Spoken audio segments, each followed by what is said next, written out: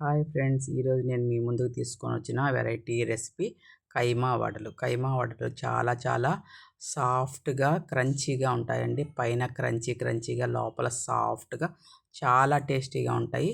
చాలా సింపుల్గా అది చేసేసుకోవచ్చు. మనం వీడియోలోకి అయితే ఫుల్ వీడియో చూసేద్దాం, వచ్చేసేయండి. చూడండి, మనకు కావాల్సిన ఐటమ్స్ వచ్చి చికెను, అలాగే ఒక 2 గంటల సేపు నానబెట్టుకున్న పచ్చిశనగపప్పు, పచ్చిమిరపకాయలు, తెల్లగడ్డలు, అల్లము, ఎర్రగడ్డ, కార్న్‌ఫ్లాక్స్ అనమాట. ఇవే మన మెయిన్ ఇంగ్రీడియంట్. ఇంకేది అవసరం లేదండి. ఇప్పుడు మనం స్టవ్ పైన ఒక పాన్ పెట్టేసుకునేసి దాంట్లో ఒక 2 స్పూన్స్ అనేది నూనె వేసుకుందాం. కొద్దిగా ఆయిల్ తీసుకోండి. చూడండి, కరెక్ట్‌గా 2 స్పూన్స్ అనేది వేసుకోండి. జస్ట్ ఎక్కువ ఆయిల్ అనేది అవసరం లేదు. ఒక అది 2 కూడా స్పూన్స్ బాండలకి మనకు చికెన్ అతుక్కోకుండా ఉండడానికి మాత్రమే వేసుకుంటున్నాం నీట్‌గా అనమాట. కడుక్కున్న చికెన్ మనం నీట్గా కడిగి పెట్టుకున్న చికెన్ అయితే తీసుకుంటున్నాము. నెక్స్ట్ చికెన్ వేసిన వెంటనే కట్ చేసి పెట్టుకున్న ఆనియన్ అనేది వేసుకోండి. ఒక పెద్ద ఆనియన్ వేసుకోండి. వేసుకోండి. అలాగే ఒక 3 పచ్చిమిరపకాయలు కారం అనేది మీ టేస్ట్కి తగ్గట్టుగా వేసుకోండి. కొద్దిగా ఎక్కువ స్పైసీగా తినేవాళ్ళు కొద్దిగా ఎక్కువ వేసుకోవచ్చు. అలాగే తెల్లగడ్డ, అల్లం కూడా వేసేసుకుని ఇది నీట్గా అనేది కలబెట్టుకోండి. ఎందుకంటే మనం ఆయిల్ తక్కువ వేసాం కాబట్టి అడుగు అంటుకుంటుంది. ఒక్క నిమిషం మనం స్లో చేసామంటే దాంట్లో వాటర్ ఫామ్ అయిపోయి ఊడిపోతుంది. మనకి మాడి అనేది మాడదండి. చూడండి, ఈ టైంలోనే మనము నీట్గా నానబెట్టుకున్న పప్పుని కడిగి పెట్టుకునేసేయండి. పసుపు ఒక 1/4 స్పూన్ అనేది పసుపు వేసుకోండి. ఉప్పు మనకి వడకి టేస్ట్కి సరిపడినంత అయితే ఉప్పు వేసుకోండి. ఉప్పు కారం మాత్రం మీ టేస్ట్కి తగ్గట్టుగా వేసుకోండి. అంటే కొద్దిగా స్పైసీగా తినే వాళ్ళకి ఉప్పు కారం ఎక్కువ పడుతుంది. నేను వేసిన కారం అయితే సరిపోతుందండి. నేను 3 పచ్చిమిరపకాయలు వేసాను, సరిపోతుంది. అంతకన్నా అయితే ఎక్కువ అవసరం లేదు. బాగా నీట్గా అనేది కలబెట్టుకుంటూ వాడ్చుకోండి.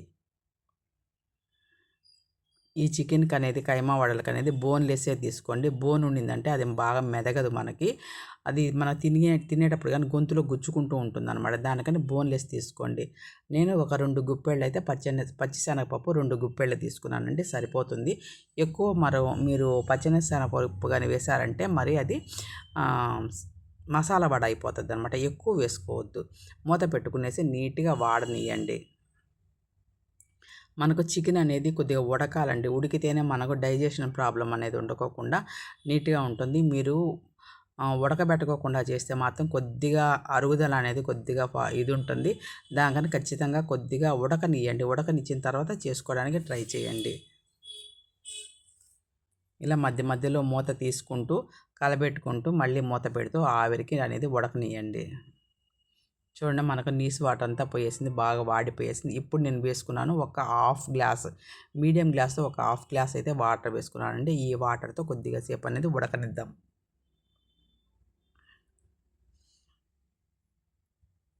హై ఫ్లేమ్ అనేది పెట్టుకోవద్దండి, మీడియం ఫ్లేమ్ మీదే ఉడకనియండి.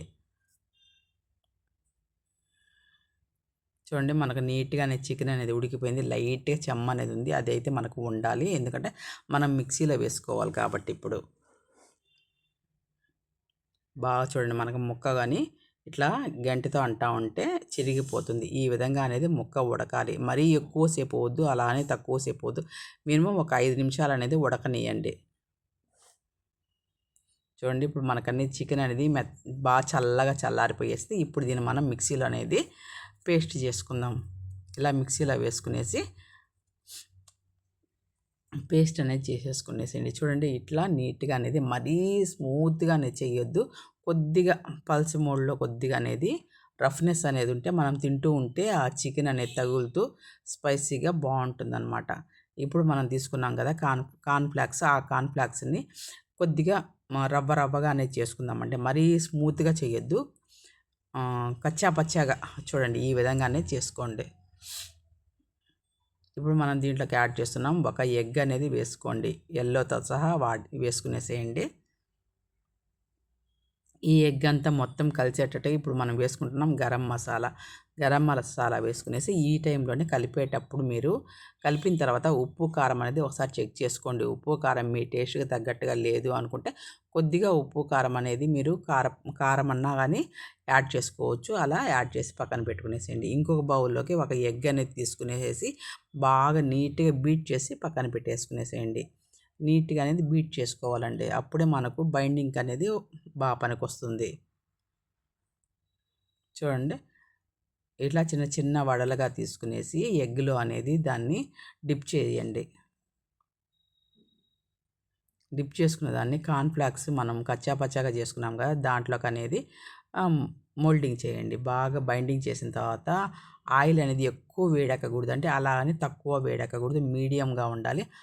ఆయిల్ అనేది 1 బై 1 చిన్నగా అనేది వేసుకుంటూ వచ్చేసేయండి. ఇవి మంచి గోల్డెన్ బ్రౌన్ కలర్ అనేది మనకు యాగాలి. అప్పుడే మీకనేది టేస్ట్ అనేది చాలా బాగుంటుంది. పైన క్రిస్పీగా లోపల సాఫ్ట్‌గా. హై ఫ్లేమ్ మీద మాత్రం కాల్చొద్దు. హై ఫ్లేమ్ మీద కాల్చుకున్నారంటే మీకు తొందరగా పైన ఏగిపోతుంది.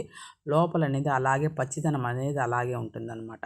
కొద్దిగా మీడియం మంట పైన ఎంచుకోవడానికి ట్రై చేయండి.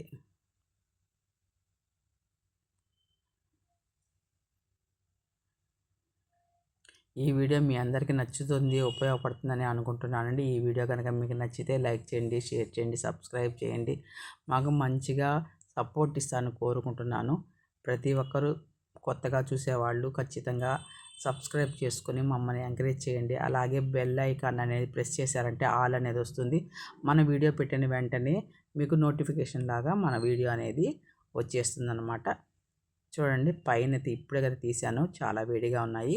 పైన అయితే క్రిస్పీగా ఉంది, లోపల సాఫ్ట్గా చాలా టేస్టీగా ఉంటుందండి వడ. ఒకసారి అయితే టేస్ట్ చేయండి. అలాగే ట్రై చేసి చూడండి. మీ పిల్లలకి పెద్దలకి అందరికీ చాలా బాగా నచ్చుతుంది. ఈ వీడియో అందరికీ ఉపయోగపడుతుందని కోరుకుంటే థ్యాంక్